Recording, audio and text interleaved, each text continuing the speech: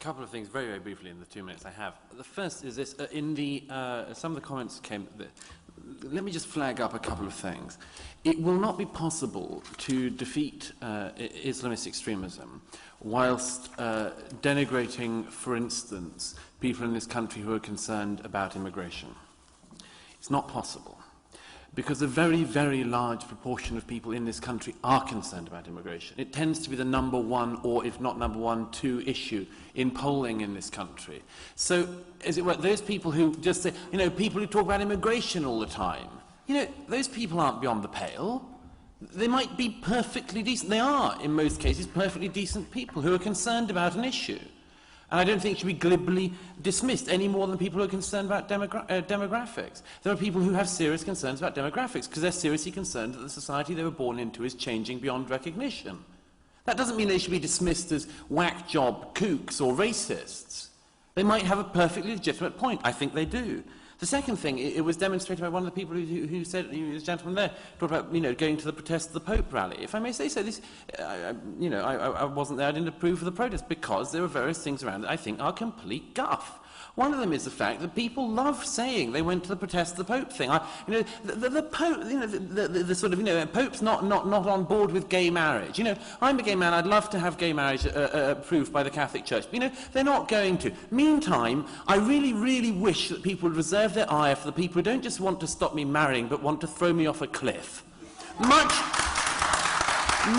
better way to spend your time. But of course people love it because they think, oh, I'll attack the Islamists, but then to be allow myself to do that, I can attack the Pope to show I'm not a racist. Show me a Monsignor, grab me a Cardinal, and I can attack them because that will allow me. This is left-wing nonsense. Again, paedophile priests, you said. If you'd have just stood there and said, I'm trying to protect Muslims from paedophile imams, people go, oh, how Islamophobic. And actually, in that case, it probably would be. But you say paedophile priests and smear the Catholic priesthood, and it's not a problem.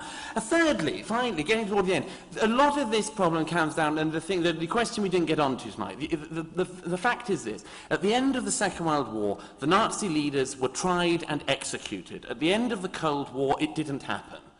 One of the biggest problems we have is the fact that it wasn't resolved. The people who did the largest massacres, the largest number of deaths caused by any movement in history, were not brought to trial. It's thought of as Guardian, the leading left-wing newspaper, had Richard Gott, one of its editors, a paid member of the KGB, a paid KGB agent who said, oh, it was just a bit of a laugh.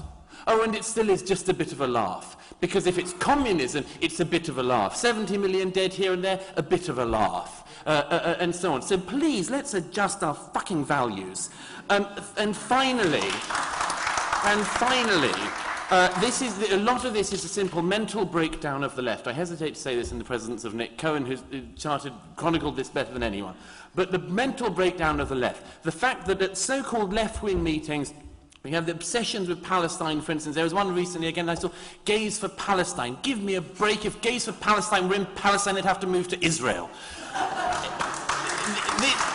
Just don't fall for this rubbish. And don't fall for it when it's coming from the right or the far right. And don't fall for it when it's coming from the left or the far left. Have some decency. I do want to talk about the pro-Islamist left because I do think it's very important, though there's so many issues that are going to remain unanswered. But anyway, I think with the pro-Islamist left, the problem primarily is that they also see my enemy's enemy as my friend, and because they perceive the Islamic movement to be anti-imperialist, they defend it irrespective of what these movements and states do. And in a sense, it's sort of if you look at it, it's sort of an old anti-colonial movement. It sides with the colonies no matter what happens, and it's a sort of patronizing Eurocentric view of the colonies, and it's usually siding with the ruling elite of those colonies. So it doesn't matter how many people are massacred by Ahmadinejad, they'll defend Ahmadinejad and the Islamic Republic of Iran. And I've got personal experience with this in the Stop the War Coalition. When the Twin Towers happened, the bombing, we went to the Stop the War Coalition meetings, and one of the arguments we had is you've got to condemn Islamic terrorism. They refused to do it.